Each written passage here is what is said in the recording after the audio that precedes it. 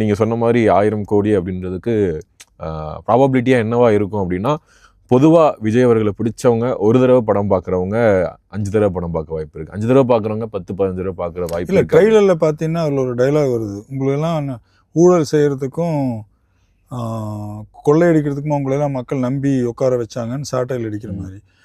அந்த டைலாகை அவர் பிரச்சாரங்களில் பேசி சிஎம் ஆயிட்டார்.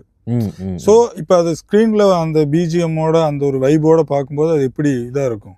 சொன்ன ஒருத்தர் செஞ்சுட்டாரு, அவர் வந்துட்டாரு அப்படிங்கும்போது அது இன்னும் ரசிகர்களுக்கும் சரி பொதுமக்களுக்கும் சரி, அவருக்கு ஓட்டு போட்ட பொதுமக்களுக்கும் சரி, சொன்னதை செஞ்சுட்டு ஒருத்தர் இப்படி வந்திருக்காரு அப்படிங்க அந்த ஸ்க்ரீனில் அந்த வைப் சூப்பர்.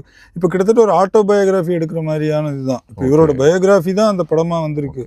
அவர் என்னென்ன சொன்னாரோ அது ரியலாக பண்ணிட்டாரு. ஆக்சுவலாக ஒரு சரித்திரம் படைச்சிட்டாருன்னு சொல்லலாம். ஆக்சுவலாக இதை பண்ணிட்டு அப்புறமா வருவாருன்னு பார்த்தாங்க.